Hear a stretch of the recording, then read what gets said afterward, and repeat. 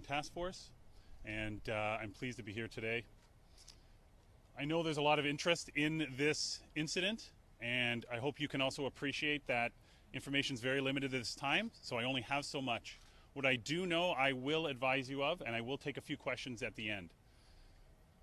This morning at about 2 a.m., police were called to a shooting at the residence behind me here.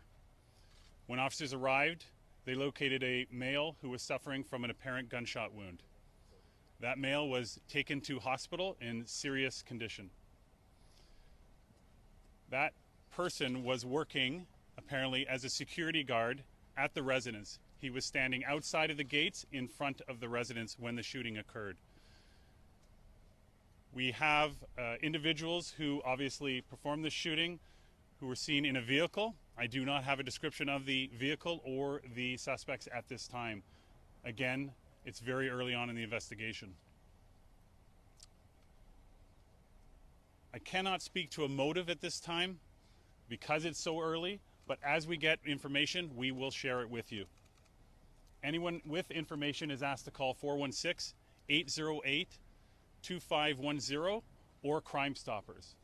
You can expect to see an increased presence in this neighborhood for the next little while, but it's no different than any other shooting or firearm discharge. We'll have officers here looking for witnesses to come forward, as well as we canvassing for video. I'll now take a few questions. Was Drake home, and is he cooperating with this investigation?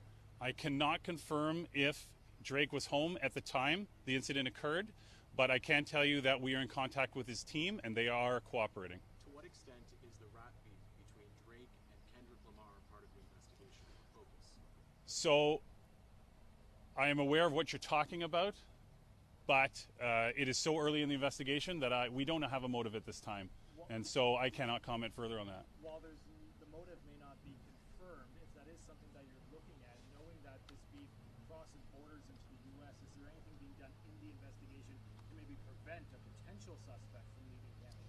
So this is no different than any other investigation, okay? Like, it's maybe more high profile because there's more people here, but we treat it like any other incident. So we'll be using all our resources. Our teams will be doing as much as they can to investigate this, but it'll be no different than any other investigation at this time. The man who was shot still in serious condition. Have you been able to talk to him? Has he not been able to give you a suspect description? And how is there no video yet of the car that fled? So I can tell you that all I'm going to say about the victim is that he's still in the hospital in serious condition. And I'm not going to just.